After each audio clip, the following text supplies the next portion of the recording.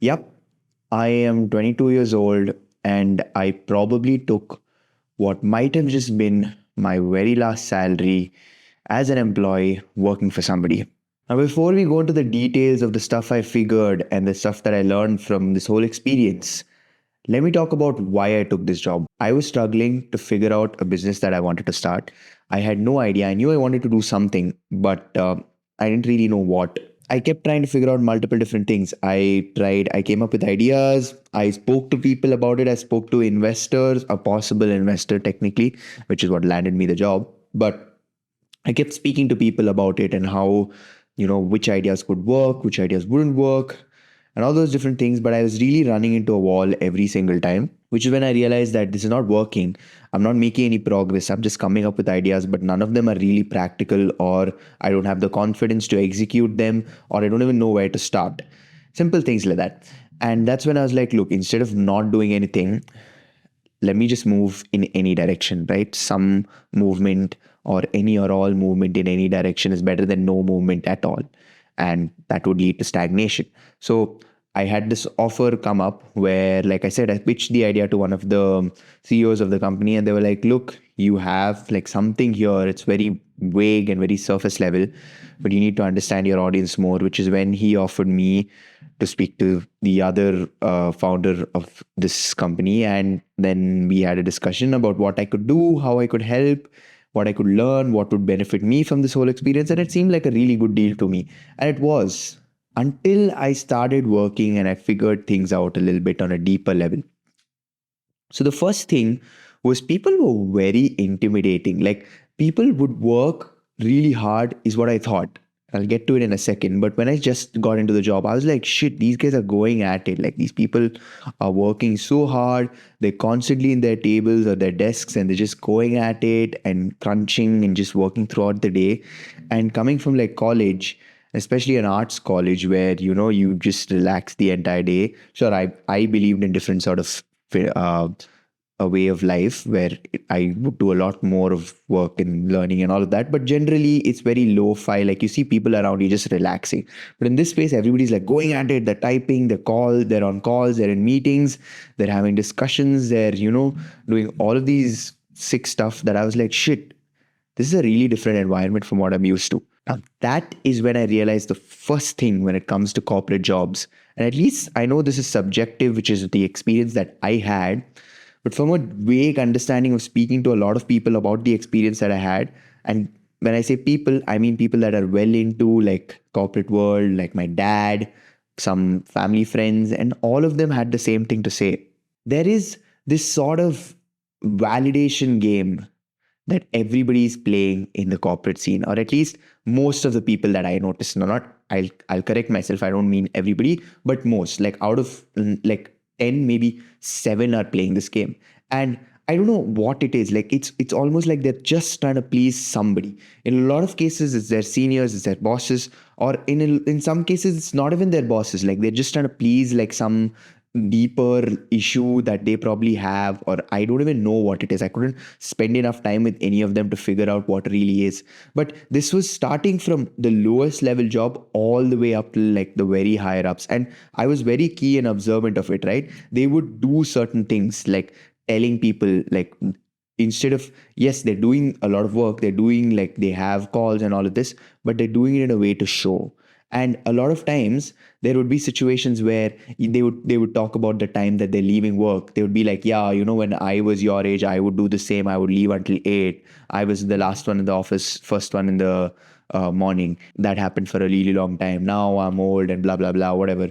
Or yeah, I usually leave at this time and it's 9, 10 at night, and that's usually my like usual time of when I depart from the office and stuff. And like I said, this wasn't just at the lower levels. This was coming like, I mean, I didn't notice a lot probably in the higher ups because I couldn't as much, but in few of the seniors I noticed this. And obviously the CEOs and the founders, they function on a different wavelength. This is when I speak about these people that function like this in the corporate circle, I mean the people who are employees, the work, like the guys who work under the senior executives and stuff. The CEOs I have seen, like from what I've seen, it's really inspiring to see whatever they did in the company that I worked at least. They work on a different wavelength. And that has to be it, because founders, like we have to think different and work different. But don't get me wrong though, there are few special ones, right? There are few people that I came across that are absolute beasts. Like I really don't know what they're doing working for somebody. Like if they were just going to channel, I think even 20% of that work ethic or that commitment or their attention to detail into doing something of their own, I would just like I would literally wish I could have a sit down with these guys and just tell them like please like work on yourself, work for yourself.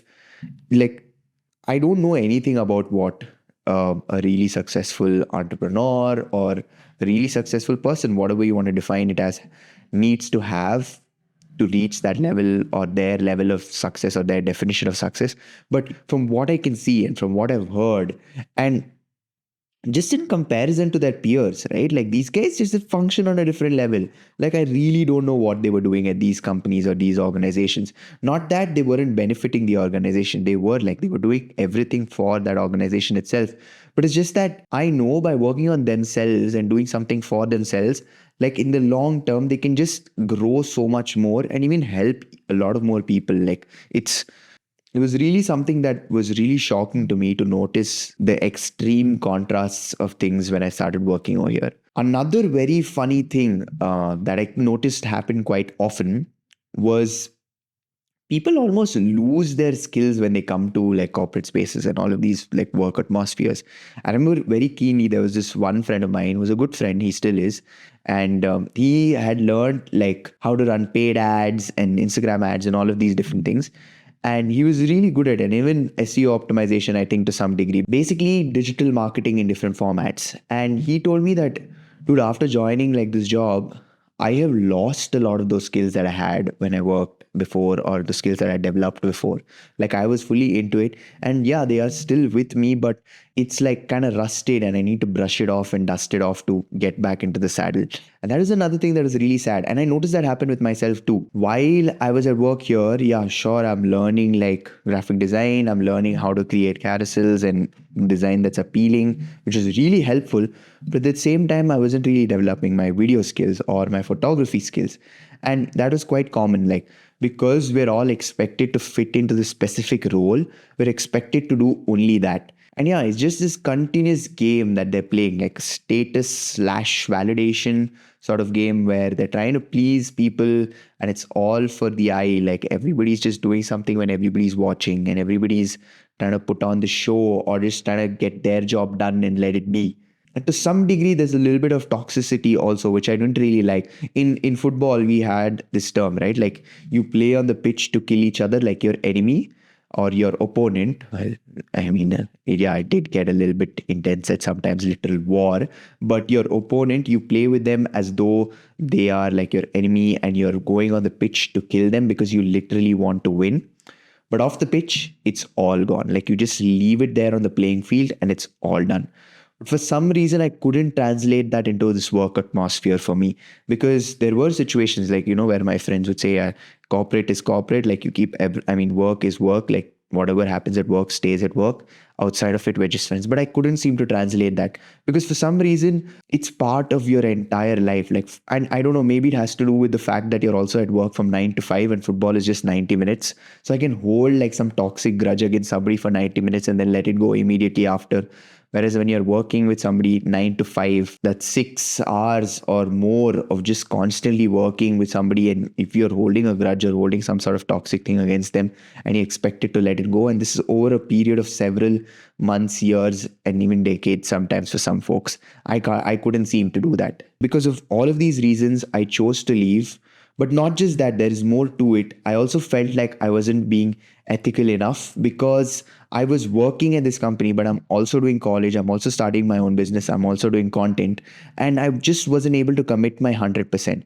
For me, I'm somebody that likes to commit completely to whatever they're doing, like full heart and soul into it. And there were instances, right? There was this one video project that I was working on once where I had to go completely into it, and I did that. But overall, I wasn't really able to do that, and that was really sad for me. And I wasn't able to give my complete self. So somewhere to me, it always felt wrong that I am doing wrong to this company and not giving my everything, which is supposed to be what I've agreed to do. But not just that, there were too many distractions. When I was at work, like, friends coming over and talking to you, or me going over and talking to them, which was the case like a lot of times, especially towards the end. I would have finished my work, but I would have like YouTube work or business work or college work to do. And I would just sit on it. I'd be like, you know what, we'll just do it later. Let me just go and talk to all of the friends over there. They're all talking together, they're all laughing. And it could be like, it seems like a really jolly thing to do. Why not just go there? Therefore, I realized that yes, like working in this space, like it's good to have a separate space to work in, but then it also comes with certain constraints of distraction and work mentality and all of those different things. Not just that, there's also the whole thing where I just wanted to dedicate myself completely to my business, right? Like I said, with me, I like to give my everything, my entire heart, soul, and everything I have to whatever I'm doing. I did that with football for 7 or 8 years, and I loved it. And at the end of the day, when it didn't work out, I was satisfied, even though it didn't work out, because I knew that I gave everything. And I would like to do the same with this, except in this, when it doesn't work out, I'll probably just jump on to the next business. But that being said, I want to be able to sit and just completely dedicate myself to what I'm doing right now. And that wasn't happening with this whole balancing of all these multiple things. But the most important thing or the reason for me to quit the job was comfort. Like, it is so easy to just sit and, get your salary every month, do your bare minimum work, and have a jolly time with your friends, laugh around, joke around, enjoy, and move on. And at the end of the month, you get your salary. You go out in the beginning of the month, you enjoy, and by the end of the month, you're again like looking for pennies and scraping pennies here and there just to make ends meet. That was something that I absolutely was disgusted by. Like, comfort is not for me. And by not being comfortable right now, what I'm doing is like I'm stepping out of this and I'm going to be fully focused on my business.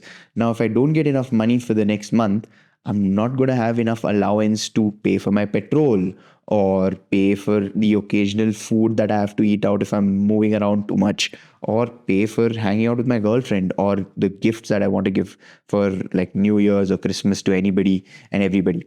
So things like these, right? This, if I had a salary, I would just not have to worry about any of these things. Now that I don't have anything, I'm going all in into the business. It's scary.